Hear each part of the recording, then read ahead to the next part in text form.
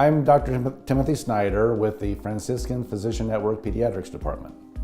Working with children is very rewarding. I saw that children don't cause their own illnesses for the most part. They don't smoke too much, they don't drink too much. So it's very rewarding to work with them and to help them to get back to their normal standard of living if they are ill or have problems. I feel like we're less likely to see our patients in for sick visits if we teach them how to be healthy. So that is my philosophy, is to be proactive and do a lot of teaching and then not have to be called at 2 in the morning to ask what to do if the child has a runny nose or something like that. My patient relationships are very important to me. That's one difference in pediatrics from most of the other disciplines.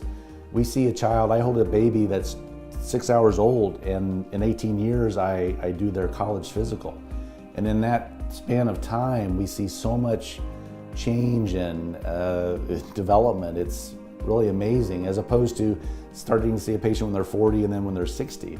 There are going to be some changes, but not the profound changes we see in a child from the time they're born until they're 18. The one piece of technology that really works for me is through our radiology department. The quick access to ultrasounds and echocardiograms, have them done in a quick fashion and get a result is very helpful to my practice.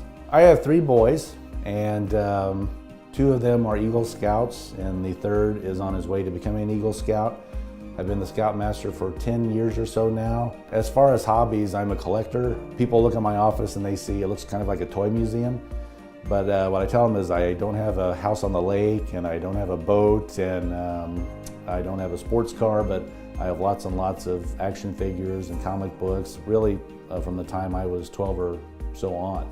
If there's one piece of advice I can give, it is to be proactive by making regular visits, so that if there are any issues with weight gain or stool issues, we can detect those early. Because the earlier we detect problems, the quicker we can intervene and try to bring a resolution to that problem.